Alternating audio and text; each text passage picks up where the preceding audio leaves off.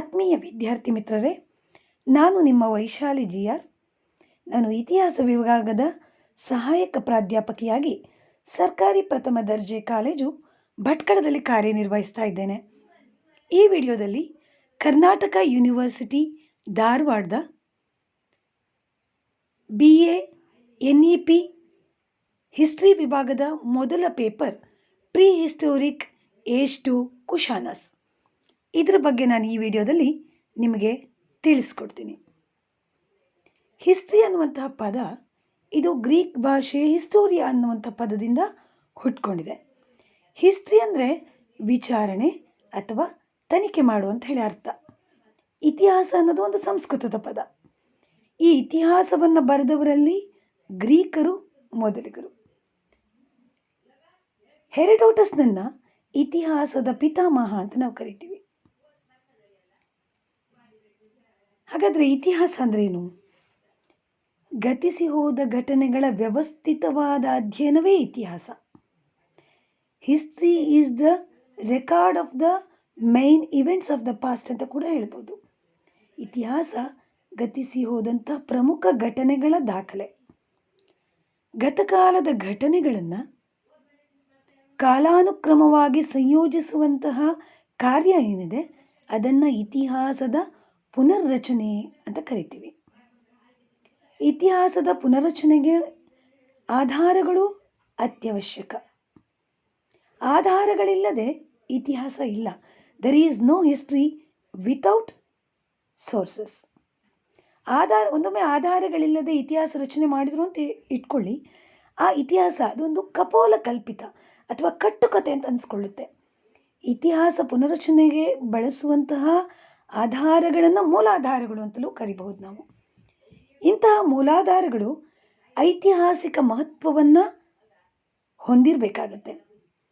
ಯಾವುದೇ ಒಂದು ದೇಶದ ಇತಿಹಾಸ ಪುನರ್ರಚನೆಗೆ ವಿವಿಧ ಮೂಲಾಧಾರಗಳ ಅವಶ್ಯಕತೆ ಇರುತ್ತೆ. ಆದರೆ ಪ್ರಾಚೀನ ಭಾರತದ ಇತಿಹಾಸ ರಚಿಸುವಲ್ಲಿ ಆಧಾರಗಳ ಕೊರತೆಯನ್ನು ಎದುರಿಸ್ತಾ ಇದ್ದೇವೆ ಅಂಥೇಳಿ ವಿದ್ವಾಂಸರು ಹೇಳ್ತಾರೆ. ಇತಿಹಾಸ ಮಾನವನ ಗತಕಾಲದ ಜೀವನದ ಸತ್ಯ ಸಂಗತಿಯ ನಿರೂಪಣೆ ಆಗಬೇಕು ಅಂದರೆ ಅದು ಆಧಾರಗಳ ತಳಹದಿಯನ್ನು ಹೊಂದಿರಲೇಬೇಕು. ಪ್ರಾಚೀನ ಭಾರತದ ಇತಿಹಾಸ ಹಲವಾರು ಭವ್ಯವಾದಂತಹ ವಿಚಾರಗಳನ್ನು ಒಳಗೊಂಡಿದೆ. ಪ್ರಾಚೀನ ಭಾರತೀಯರು ಅವರ ರಾಜಕೀಯ, ಸಾಮಾಜಿಕ, ಧಾರ್ಮಿಕ, ಆರ್ಥಿಕ, ವೈಜ್ಞಾನಿಕ, ಸಾಹಿತ್ಯ, ಕಲೆ ಮುಂತಾದ ಕ್ಷೇತ್ರದಲ್ಲಿ ಅಮೋಘವಾದ ಪ್ರಗತಿಯನ್ನು ಸಾಧಿಸಿದ್ರು. ಸಮಗ್ರವಾದಂತಹ ಸಮೃದ್ಧವಾಗಿದ್ದರೂ ಕೂಡ ವ್ಯವಸ್ಥಿತವಾಗಿ ದಾಖಲಿಸಲಿಲ್ಲ ಅಂತ ಕೆಲವಷ್ಟು ಇತಿಹಾಸಜ್ಞರು ಇದ್ರ ಬಗ್ಗೆ ಹೇಳ್ತಾರೆ. ಇದಕ್ಕೆ ಕಾರಣ ಅಂತಂದರೆ ಪ್ರಾಚೀನ ಭಾರತದ ಇತಿಹಾಸ ರಚನೆಗೆ ವೈಜ್ಞಾನಿಕವಾದಂತಹ ಯಥಾರ್ಥವಾಗಿ ಘಟನೆಗಳನ್ನು ವಿವರಿಸುವಂತಹ ಶಾಸ್ತ್ರೀಯ ಪದ್ಧತಿ, ಕಾಲಕ್ರಮವನ್ನು ಅನುಸರಿಸಿ ಇತಿಹಾಸವನ್ನು ನಿರೂಪಿಸುವ ವಸ್ತುನಿಷ್ಠವಾದ ಚಾರಿತ್ರಿಕ ಕೃತಿಗಳ ಅಲಭ್ಯತೆ. ಪ್ರಾಚೀನ ಭಾರತೀಯರಲ್ಲಿ ಐತಿಹಾಸಿಕ ಪ್ರಜ್ಞೆ ಇರಲಿಲ್ಲ ಅಂತ ಭಾವನೆಯನ್ನು ವಸಾಹತುಕಾರ ಇತಿಹಾಸಕಾರರಲ್ಲಿ ಅದು ಸೃಷ್ಟಿ ಮಾಡಿಬಿಟ್ಟಿದೆ. ಗತಕಾಲದ ಇತಿಹಾಸ ಪ್ರಜ್ಞೆ ಕೇವಲ ಗ್ರೀಕ್ ಮತ್ತು ರೋಮನಿಗರಿಗೆ ಮಾತ್ರ ಇತ್ತು ಮತ್ತು ಅವರು ಆ ಗ್ರಂಥಗಳಲ್ಲಿ ಅದನ್ನು ಸಂರಕ್ಷಿಸಿಟ್ಟಿದ್ದಾರೆ ಅನ್ನುವಂಥ ವಾದ ಕೂಡ ನಾವು ನೋಡಬಹುದು. ಪ್ರಾಚೀನ ಭಾರತದ ಲಭ್ಯವಾದಂಥ ಸಾಹಿತ್ಯ ಇದೆ ನಮ್ಮಲ್ಲಿ, ಅಧಿಕ ಪ್ರಮಾಣದಲ್ಲಿ ಧಾರ್ಮಿಕ ಅಂಶಗಳನ್ನು ಒಳಗೊಂಡಿರೋದೇ ಇದಕ್ಕೆ ಮೂಲ ಕಾರಣ ಅಂತ ಅನಿಸುತ್ತೆ. ಅದರಿಂದಲೇ ಸಾಕಷ್ಟು ಜನ ಇದ್ರ ಬಗ್ಗೆ ನಮಗೆ ಭಾರತೀಯರಲ್ಲಿ ಐತಿಹಾಸಿಕ ಪ್ರಜ್ಞೆ ಇರಲಿಲ್ಲ ಅಂತ ಹೇಳ್ತಾರೆ. ಉದಾಹರಿಸಬೇಕು ಅಂತ ಹೇಳಿದರೆ ಅರಬ್ ಇತಿಹಾಸಕಾರನಾದಂಥ ಅಲ್-ಬೈರೂನಿ ಅವನು ಕೂಡ ಭಾರತೀಯ ಇತಿಹಾಸ ಪ್ರಜ್ಞೆಯ ಅಭಾವವನ್ನು ಉಲ್ಲೇಖಿಸ್ತಾ ಅವನ ಗ್ರಂಥವಾದಂತಹ ತಾರೀಖ್ ಇಲ್ ಹಿಂದ್ ಅಲ್ಲಿ ಪ್ರಾಚೀನ ಭಾರತೀಯರು ಐತಿಹಾಸಿಕ ಘಟನೆಗಳ ನಿರೂಪಣೆಗೆ ಹೆಚ್ಚಿನ ಪ್ರಾಮುಖ್ಯತೆ ನೀಡಿಲ್ಲ ಅಂಥೇಳಿ ಹೇಳ್ತಾನೆ. ಅವರು ಗಣನೆಗೆ ಅನುಗುಣವಾಗಿ ವಿಷಯವನ್ನು ನಿರೂಪಿಸುವಲ್ಲಿ ನಿರ್ಲಕ್ಷ್ಯ ತೋರಿದ್ದಾರೆ ಹಾಗೂ ಅವರನ್ನು ಈ ವಿಷಯದಲ್ಲಿ ಒತ್ತಾಯಿಸಿದರೆ ಏನು ಹೇಳಬೇಕು ಅಂತ ತೋಚದೇನೆ ಕತೆ ಹೇಳೋಕ್ಕೆ ಆರಂಭ ಮಾಡ್ತಾರೆ ಅಂತ ಹೇಳ್ತಾನೆ. ಈ ರೀತಿಯಾದಂಥ ಸ್ಟೇಟ್ಮೆಂಟನ್ನು ಆಲ್ಬೆರೋನಿ ಕೊಡ್ತಾನೆ. ಡಾಕ್ಟರ್ ಪ್ಲೀಟ್ ಅಂತಕ್ಕಂಥ ಶಾಸನಜ್ಞ ಅದೇ ದಾಟಿಯಲ್ಲಿ ಬರ್ಕೊಳ್ತಾ ಹೋಗ್ತಾರೆ. ಭಾರತೀಯರು ಐತಿಹಾಸಿಕ ಸಂಗತಿಗಳನ್ನು ಒಂದು ನಿರ್ದಿಷ್ಟವಾದ ಮಿತಿಯಲ್ಲಿ ಬರೆಯಬಲ್ಲವರಾಗಿದ್ದರು. ಇತಿಹಾಸ ಅಂತ ಹೇಳಿದರೆ ನಿರ್ದಿಷ್ಟವಾಗಿ ನಂಬುವಂತಹ ಪುರಾವೆಗಳನ್ನು ಅವರು ಬಿಟ್ಟು ಹೋಗಿರೋದಕ್ಕೆ ಯಾವ ಪುರಾವೆಗಳಿಲ್ಲ ಅಂತ ಹೇಳ್ತಾರೆ. ಹಾಗೆಯೇ ವಿದೇಶಿ ಇತಿಹಾಸಕಾರರಾದಂಥ R.C. ಮಜುಮ್ದಾರ್ ಸಹ ಪ್ರಾಚೀನ ಭಾರತೀಯರು ಬೇರೆ ಬೇರೆ ಕ್ಷೇತ್ರಗಳಲ್ಲಿ ಉನ್ನತವಾದಂಥ ವಿಪುಲ ಸಾಹಿತ್ಯವನ್ನು ರಚಿಸಿದರು. ರಾಜರ ಸಾಮ್ರಾಜ್ಯಗಳ ಉಗಮ ಮತ್ತು ಅವನತಿಯ ಕಾಲಾನುಕ್ರಮಣಿಕೆಯ ಲಿಖಿತ ದಾಖಲೆಗಳನ್ನು ಇಡುವಲ್ಲಿ ಗಮನ ಹರಿಸಲಿಲ್ಲ ಅಂತ ಹೇಳಿ ಗಂಭೀರವಾದಂಥ ಆರೋಪವನ್ನು ಮಾಡ್ತಾರೆ. ಹೀಗೆ ಸಾಕಷ್ಟು ಜನರು ಒಂದು ಭಾರತೀಯ ಆಧಾರಗಳ ಬಗ್ಗೆ ದಾಖಲಿಸಿದ ಬಗ್ಗೆ ನಮಗೆ ಈ ಥರ ಹೇಳಿಕೆಯನ್ನು ಕೊಡ್ತಾರೆ.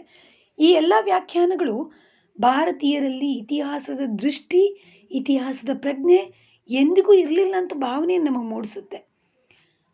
ಭಾರತದ ಇತಿಹಾಸ ಸಂಪ್ರದಾಯವನ್ನು ಗ್ರೀಕ್ ರೋಮನ್ ಬರವಣಿಗೆಗಳಿಗೆ ಹೋಲಿಸಲಿಕ್ಕೆ ಸಾಧ್ಯ ಇಲ್ಲ. ಆದರೆ ಭಾರತೀಯರಿಗೆ ಇತಿಹಾಸ ಪ್ರಜ್ಞೆ ಇತ್ತು ಅನ್ನೋದನ್ನು ಸಮರ್ಥಿಸಿಕೊಳ್ಳೋದಕ್ಕೆ ಅಥವಾ ಹೇಳಲಿಕ್ಕೆ ನಮಗೆ ಸಾಕಷ್ಟು ಮಾಹಿತಿಗಳು ಲಭ್ಯ ಆಗುತ್ತೆ. ಉದಾಹರಣೆಗೆ ಹೇಳಬೇಕು ಅಂದರೆ ಋಗ್ವೇದದ ಸ್ತೋತ್ರಗಳಲ್ಲಿ ಇತಿಹಾಸವನ್ನು ಪೂರ್ವ ವೃತ್ತಾಂತ ಅನ್ನುವಂಥ ವ್ಯಾಖ್ಯಾನದಲ್ಲಿ ಅರ್ಥೈಸಿದ್ದಾರೆ. ವೇದಗಳಲ್ಲಿ ನಾವು ನೋಡ್ತೇವೆ 10 ರಾಜರ ಕಾಳಗ, ದಾಶರಜ್ಞ, ಈ ಘಟನೆಯನ್ನು ಸವಿಸ್ತಾರವಾದ ವರ್ಣನೆಯನ್ನು ಕೂಡ ನಮಗೆ ಕಂಡುಬರುತ್ತೆ. ಜೊತೆಯಲ್ಲಿ ಆದಿಪುರಾಣ ಅದರ ಕರ್ತೃ ಆದಂಥ ಜಿನಸೇನ, ಇತಿಹಾಸವು ಬಹಳ ಆಸಕ್ತಿಯುತವಾದಂಥ ವಿಷಯ, ಪರಂಪರೆಯ ಪ್ರಕಾರ ಇದು ನಿಜವಾಗಿ ಏನಾಯಿತು ಅನ್ನೋದನ್ನು ಕುರಿತದ್ದಾಗಿದೆ ಅಂತ ಅವನು ಹೇಳ್ತಾನೆ. ಹಾಗೆ ಕಲ್ಹಣನ ರಾಜತರಂಗಿಣಿಯನ್ನು ನೋಡಿದ್ರೆ ಕಾಶ್ಮೀರದ ಎಲ್ಲ ಶಿಲಾಶಾಸನಗಳನ್ನು, ನಾಣ್ಯಗಳನ್ನು ಗುರುತಿಸಿ ಓದಿ ತನ್ನ ಇತಿಹಾಸ ರಚನೆಗೆ ಬಳಸಿಕೊಂಡಿದ್ದ ಅನ್ನೋದು ನಮಗೆ ಗೊತ್ತಾಗುತ್ತೆ. ಮೂಲಾಧಾರಗಳಲ್ಲಿ ಐತಿಹಾಸಿಕ ಮೌಲ್ಯಗಳುಳ್ಳ ಪಳೆಯುಳಿಕೆಗಳು, ಪ್ರಾಚ್ಯ ವಸ್ತುಗಳು, ಶಾಸನಗಳು, ಕಟ್ಟಡಗಳು, ಸ್ಮಾರಕಗಳು, ಹಸ್ತಲಿಪಿಗಳು, ಓಲೆಗರಿಗಳು, ನಾಣ್ಯಗಳು, ದೇಶೀಯ ಮತ್ತು ವಿದೇಶಿ ಲೇಖಕರ ಕೃತಿಗಳು, ಪ್ರವಾಸ ಕಥನಗಳು, ಆತ್ಮಕಥನಗಳು, ವಂಶಾವಳಿಗಳು ಇತ್ಯಾದಿಗಳನ್ನು ನಾವು ಗುರುತಿಸ್ಬೋದು. ಅಧ್ಯಯನದ ಅನುಕೂಲಕ್ಕಾಗಿ ಅವುಗಳನ್ನು ನಾವು ಬೇರೆ ಬೇರೆ ರೀತಿಯಲ್ಲಿ ವರ್ಗೀಕರಣ ಮಾಡಿಕೊಂಡಿದ್ದೇವೆ. ಹಾಗಾದರೆ ಭಾರತ ಇತಿಹಾಸ ರಚನೆಯಲ್ಲಿ ಯಾವೆಲ್ಲ ಆಧಾರಗಳು ನಮಗೆ ಸಿಗುತ್ತೆ ಅನ್ನೋದನ್ನು ಮುಂದಿನ ವಿಡಿಯೋದಲ್ಲಿ ನೋಡೋಣ.